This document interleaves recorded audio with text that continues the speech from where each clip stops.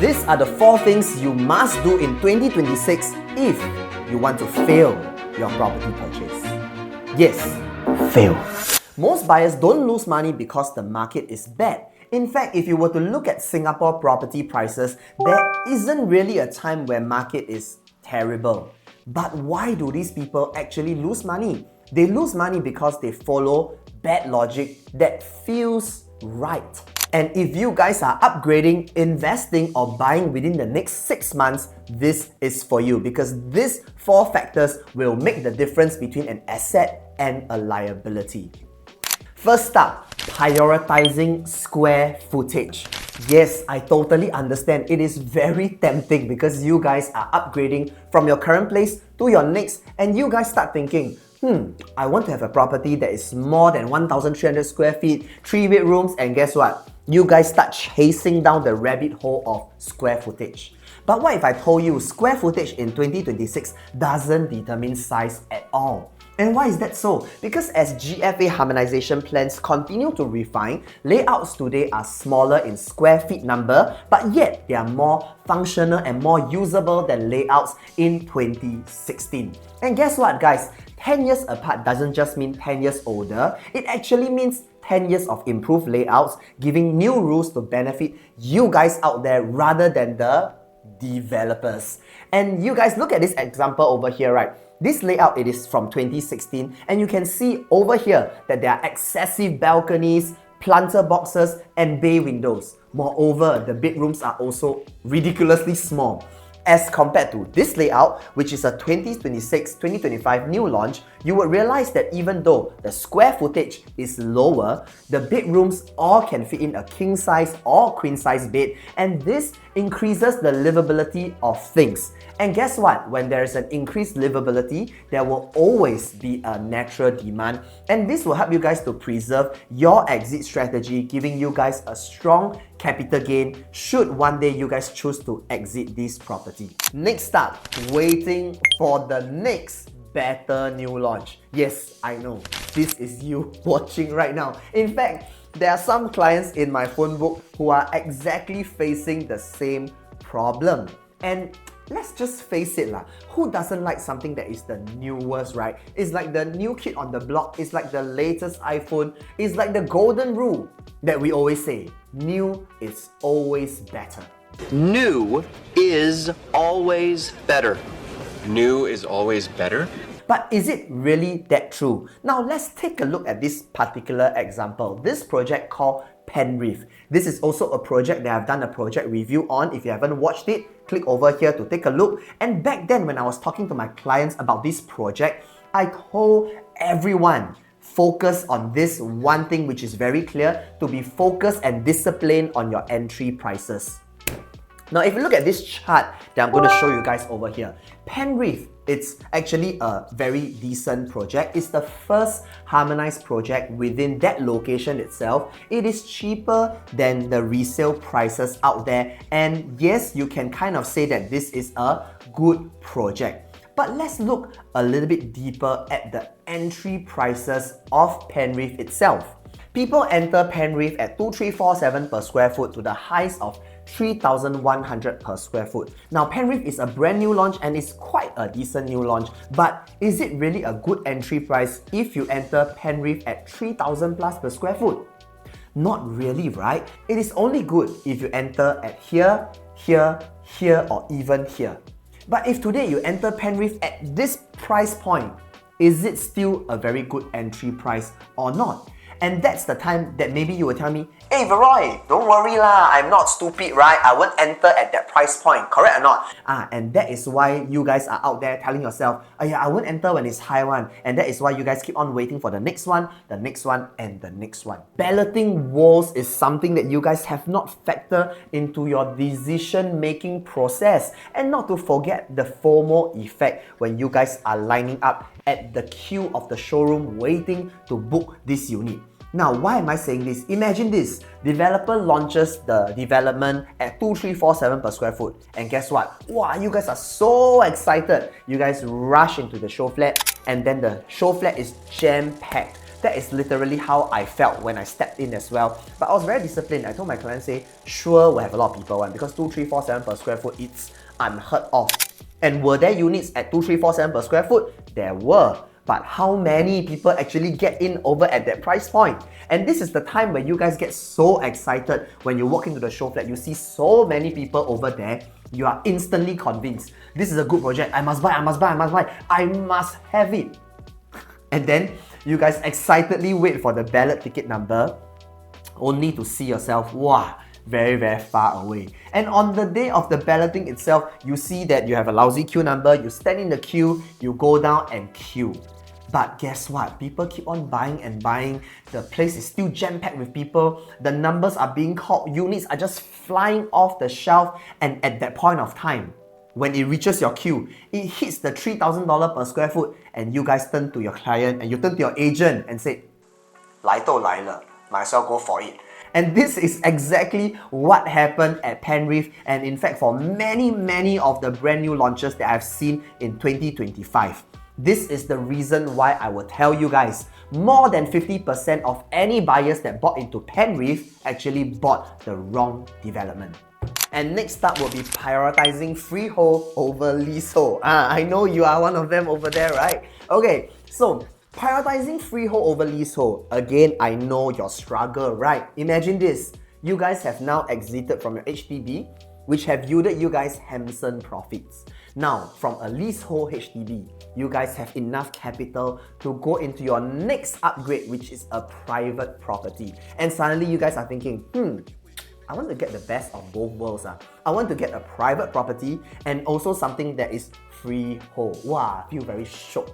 Is that the only priority that you guys should be having when buying your next home in 2026? Bro, the answer is a big no lah, okay? So, freehold is not free. The building is not free. It's not freehold in that sense. Buildings will become old, right? Your lives are not forever. Your facilities are not forever. And more importantly, your layouts, the relevance of your layout is not forever. So if you remember what I talked about in point 1 in terms of square feet and GFA harmonization, right? This one is going to be a big red flag if you guys are going for freehold versus leasehold, because in today's market, there are a lot of freehold properties that have not been performing for many years. And because today's resale peak, a lot of freehold properties are being disguised as good properties. And if you guys being a new upgrader, you guys are excited, right, to see the house that you want, and then you start chasing square feet and freehold, and end up, what are you going to pay with? You're going to pay handsomely with the time that you are spending.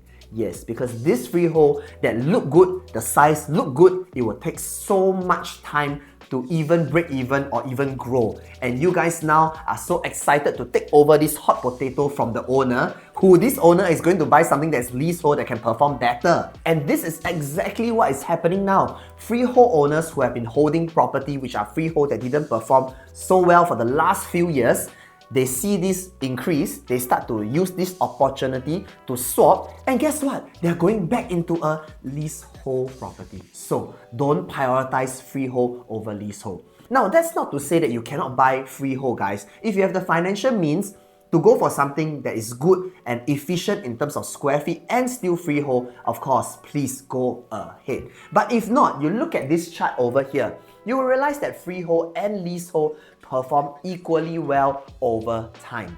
Now, if you look at this, again, this is generic, right, from a macro perspective, but if we zoom in into the micro perspective side of things, then there is a lot more to talk about as well. If you guys are enjoying this video so far and you want a little bit more clarity about your real estate plans, scan the QR code or reach out directly to me at 8183-4833. Super thankful that so many of you guys have sat down with me for a one-to-one consultation to have a clear picture of what's happening in the market, as well as to have a clearer direction on how to explore your property journey. Last but not least, holding out for the target price. And this is the final point for you guys, and this is perhaps the most detrimental point that all of you guys are making. This is a mistake. This is to hold out for your target price and then waiting. Again, I'm probably talking about two groups of people over here. First up, it will be the HDB upgraders. Next would be the condo upgraders. So what you guys try to do is to say this, okay, in that case, if I'm going to sell high and buy higher, I am going to try and sell super duper damn high, and then eventually I sell already, I buy something that is higher, which is, of course, it feels like it's buying lower, if you know what I mean. Right? But if you think about it, does that even make sense? First up, for the HDB upgraders, right, looking at the growth of 2025, guess how much in Q4 HDB has grown? Drum roll! Insert drum roll effect. Insert Lao Hong effect. 0%, guys. 0%. In Q4 2025, HDB grew by 0%. What does that mean to you?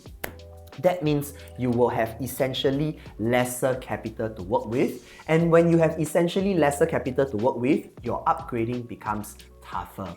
And what will you guys be saying? Oh, okay lor, like that, I continue to hold I hold longer so that I can get a higher price. But I'm sorry to say this, you are in for a very, very rude shock, because in 2026, this year, we are seeing tons and tons of HDB flats coming into the supply pipeline. MOP flats, sale of balance flats, BTO flats, and of course, you guys as a resale owner, resale flats. Now today, if I'm an HDB buyer, why would I want to pay your inflated price? And more importantly, please think about it. If you don't have anybody who is coming in to pay your inflated price and you're holding out for that target price, is that even going to happen? So adjust. Adjust, okay? It is not always about hitting your target price. To re-perspective things is about unlocking the value and the capital of your current place, moving to the next place so that you can protect and grow the capital that you have made from your current HDB. Now, more importantly is at that juncture, how are we able to help you spot something that not only protects the capital but also help you progress your asset as well. And that is why my first 2-3 pointers come into consideration for you guys whenever you guys are thinking of upgrading or holding out or doing your upgrade per se. Now, on the second target audience, we will be speaking, of course, to the private upgraders. Private upgraders, of course, have the similar thinking as well. I sell high, I buy higher, right? But is that really true? In fact, in this category of upgraders, there are also two groups of you. One, upgrading because of a need. You guys need the space, you guys need the location, you need the school, la da da da da da da. And when it's driven by this kind of stuff, then my framework, secured collective framework, will be able to show you guys how to execute a very seamless choice to sell at the optimum price so that your upgrade becomes smooth and easy. And of course, with my resale profiling system, we will help you guys spot something that can help you identify what is a good resale property. And on the other side of things, the other group, you guys might be thinking of restarting your capital building cycle. So this group of people are looking to sell and restart the capital building cycle. And when you go on this route, you will start to say this, I will need to sell high, right? Because the next place I buy, the per square foot is also higher. But am I right to say you might be a little bit focusing on the wrong thing? You are focusing solely on PSF, where in 2024 to 2026, the focus is not so PSF driven because of GFA harmonization. GFA harmonization, as I mentioned, makes the layout better, increasing natural demand, increasing livability, but because the size is smaller, it is natural that the PSF goes up. If you go down chasing the route of PSF, end up you would also buy into something that is perhaps a lemon. So today, we don't just want to focus on the PSF, let's also be focusing on the quantum.